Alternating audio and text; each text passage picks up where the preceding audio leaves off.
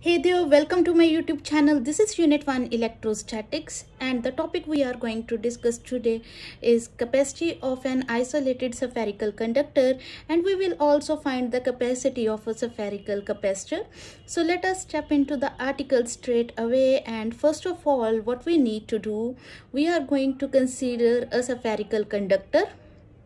So let us draw a spherical conductor, and we will consider that this spherical conductor has a radius small r, and O is the center of the spherical conductor. We will mark it as O. Let us say we have spread plus q charge on this spherical conductor such that this plus q charge is lying on the surface of a spherical conductor. So let us complete it.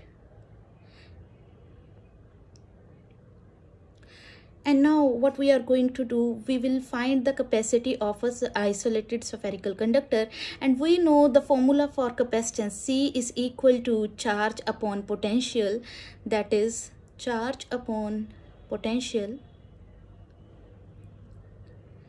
or we can say it is C is equals to Q upon V. And now this Q charge is fixed and is constant. First of all, let us mark it as equation number 1.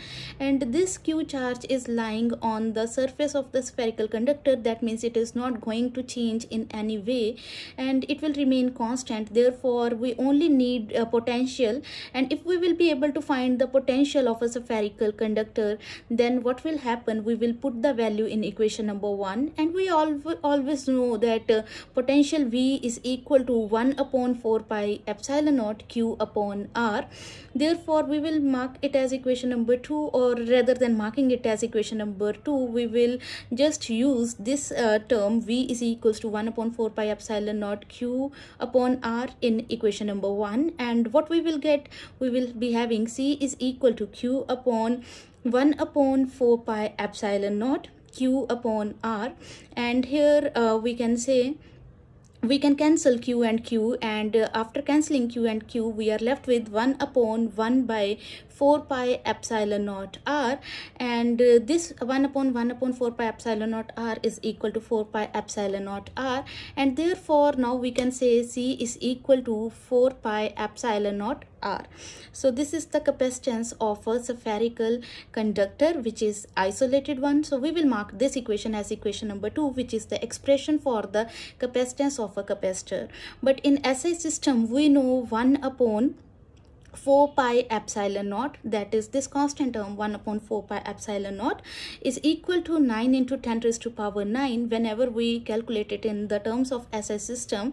So therefore we have 4 pi epsilon naught is equal to 1 upon 9 into 10 raised to power 9, and we will substitute this value in equation number 2, and we are having C is equal to R upon 9 into 10 raised to power 9.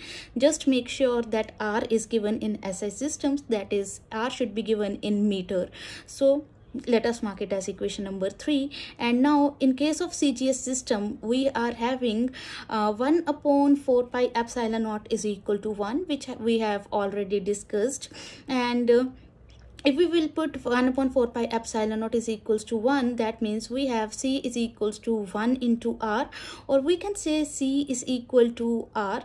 So in case of CGS system, that is if R is given in centimeter, then in that case capacitance C is equal to R, and this is our equation number 4, no matter what the charge is, because charge is going to cancel.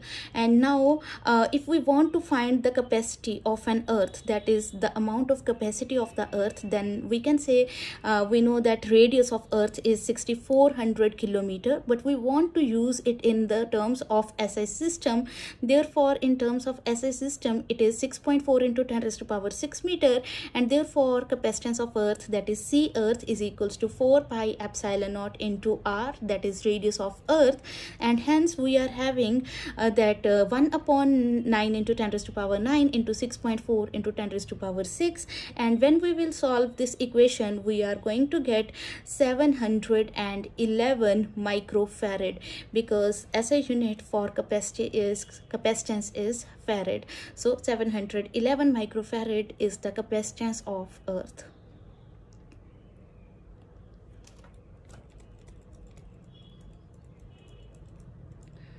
And now we will move forward to the second article, because this is a very small and a short article. Therefore, we will discuss the another article, that is capacity or capacitance of a spherical capacitor. We also call the capacitor as conductor.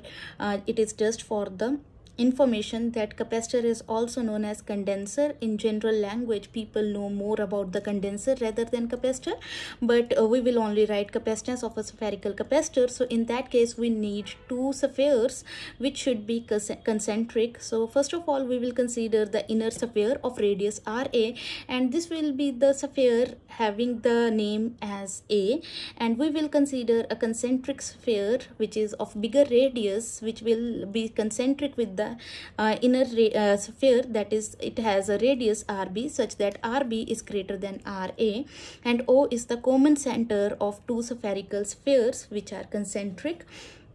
And now we will say that in the inner sphere there is a charge q lying such that plus q is spread on the outer surface of the inner sphere, as charge always lies on the surface. Therefore, on the outer surface of the A sphere, positive charge is lying. Due to induction, negative charge is going to spread on the inner wall of the outer sphere, that is of radius Rb. So negative charge is spread, and therefore because of induction only, positive charge is spread all around its surface. But what we are going to do, we are going to earth this outer surface, because as per the principle of the capacitor, we have to earth the capacitor. So one plate of the capacitor is earthed. So outer sphere, that is B, which has a radius Rb, is earthed. So if this is earthed, then all the positive charge which is lying on the outer surface of the sphere is going to get inside the earth. And if it is going to happen, then electric field intensity is equal to 0 for the radius or the distances greater than Rb. Also, E is equal to 0 because of electrostatic shielding. Now we need, this capacitor is formed, and we need to find the capacitance of this spherical capacitor. So we know C is equals to charge upon potential, and in common language, how will we write? We will write this equation as C is equal to Q upon V.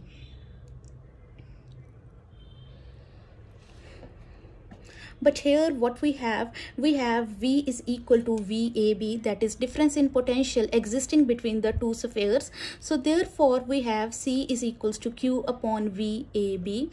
Let us mark this equation as equation number 1. And now what we will do, as charge Q is constant, therefore we cannot calculate the charge Q. We have to calculate the potential difference which is existing between the two spherical surfaces. So in order to calculate this potential difference, we know that due to electrostatic shielding, we have E is equal to 0 for distances less than radius of sphere A, that is R is less than Ra, then E is equal to 0 because of electrostatic shielding, and also E is equals to 0 for radius greater than the radius of the sphere B, that is R greater than Rb. Therefore, potential at inner sphere we have, then the sphere of radius Ra, we have Va is equal to Q upon 4 pi epsilon naught Ra. This is the potential which is existing because of the charge which is spread on the radius Ra, and plus we have the potential due to charge which is spread on the sphere of radius Rb, that is 1 upon 4 pi epsilon naught minus Q upon Rb. I have taken negative sign because minus is indicating that negative charge is present on the surface of the sphere B. So we have Va is equal to Q upon 4 pi epsilon naught, taking common, and we are left with 1 upon Ra minus 1 upon Rb, which is further equal to Q upon 4 pi epsilon naught, taking LCM Ra Rb, and in numerator we will get Rb minus Ra. So this is the potential which is existing on the inner sphere. And now what we need to do, we will be calculating the potential on the sphere VB. So that is due to sphere VB, that is potential on sphere VB, that is we have B sphere is earthed, and if sphere is earthed, then potential on sphere B is 0, therefore VB is equals to 0, and hence VAB is equals to VA minus VB is equal to VA minus 0, because VB is 0 and we are left with VAB is equal to VA. Therefore we can say that VAB is equal to Q upon 4 pi epsilon naught RB minus RA upon RA RB. Now what we will do, we will just substitute this equation, which is marked as equation number 2, in equation number 1. And what is equation number 1? C is equals to Q upon VAB. That means we need to put the value of VAB in the first equation, which we already are having. So we have put equation 2 in equation number 1, and we will get C is equal to, that is C is equal to Q upon 4 pi epsilon naught multiplied by RB minus RA upon RB RA. Completing this equation, and we can cancel Q easily. So we have 4 pi epsilon naught RA RB upon RB minus RA.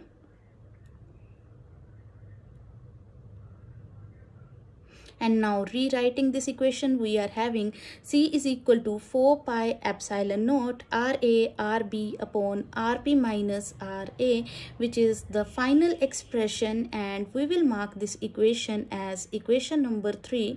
So this is the capacitance of a capacitor which is spherical in shape, and we need to remember this expression for the numericals.